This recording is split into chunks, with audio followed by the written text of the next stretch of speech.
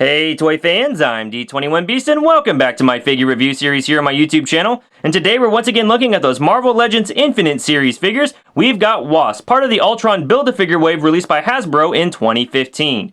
Now if you're not familiar with Wasp, she did first appear in Tales to Astonish number 44 from 1963. She was created by Stan Lee and Jack Kirby and was a founding member of the superhero team known as the Avengers. And over the years she served as an on-again off-again member of that team, even serving as leader at one point. Now I'm actually pretty excited to check out this Wasp figure. She serves as sort of a redo of an old Toy Biz Wasp figure we received several years ago. And I don't think it's any accident that they have her releasing alongside the Ant-Man film that just came out in theaters.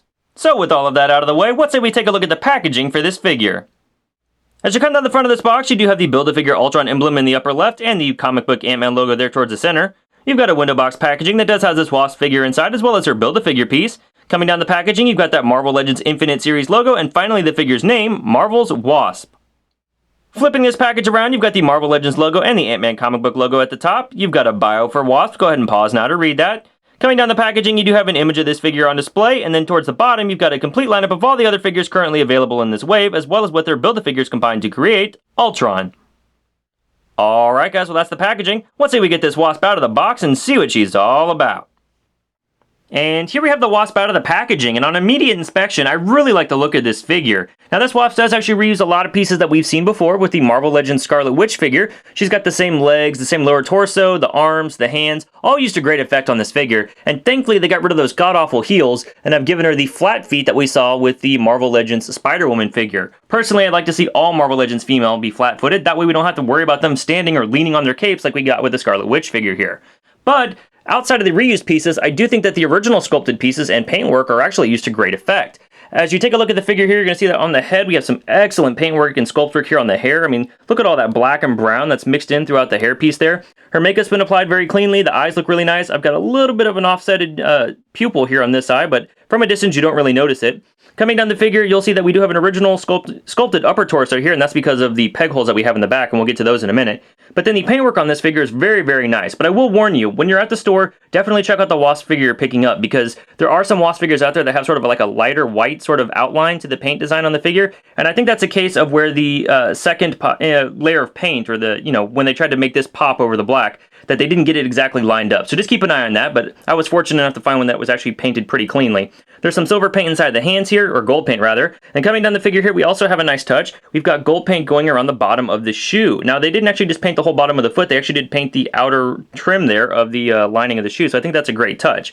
Flipping this figure around though, we have no additional paint detail here on the back, and the reason for that is because we have the amazing accessory here. I'm going to go ahead and show that to you right now, of these Wasp wings. So Wasp comes with 4 sets of wings, or 2 pairs, and there's these pegs here with hinges that just plug right into the back of the figure. You can plug this wing in here on this side, just give it a little push, plugs in very nicely, and we'll grab the other larger wing piece here, and we're going to plug that in on this side. And once you have that in, you could choose to just leave your Wasp looking like this with 2 wings, 1 on each side. And if you do that, she looks very, very classic Wasp, which I actually kind of like, so you have your preference here. But what you could also do is add in these additional wings. You'll notice that there's holes in the back of the wings here, and they have these little pegs on them. You just go ahead and plug them in here, and get that in, and then plug the other one in here. And then you have a great set of, double wings for the Wasp figure. This is a truly great accessory for this Wasp figure to have, and I do think these wings definitely make her stand out from the rest of the pack.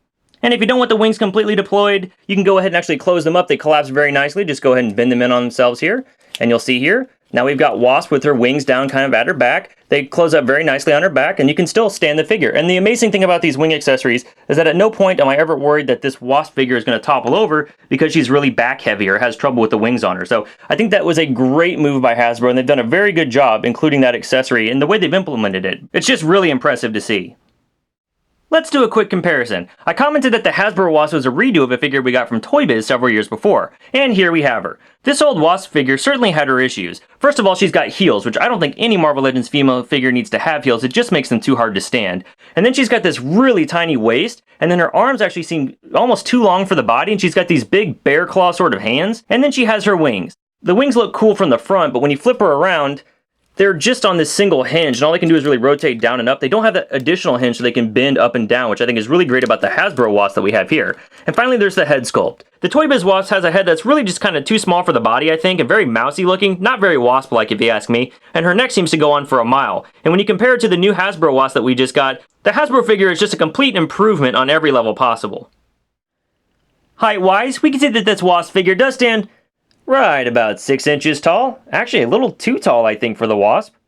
For some size comparison, here we've got Wasp compared to some other female Marvel Legends figures currently available. And here she is compared to some of her famous insect-themed companions.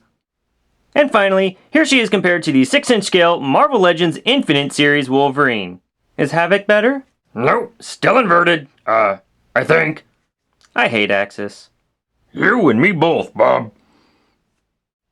Alright, toy fans, well that's my review of the Marvel Legends Infinite Series Ultron Build-A-Figure Wave Wasp figure released by Hasbro in 2015.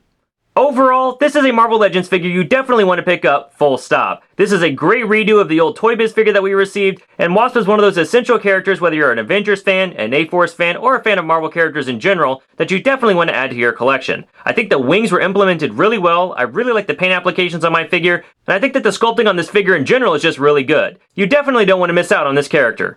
Well, thanks for watching this review, guys. I hope you enjoyed it. If you like what you saw here, please feel free to rate, share, subscribe. Also, be sure to hit me up on Twitter and Instagram at D21Beast. Thanks for watching, and we'll see you next time.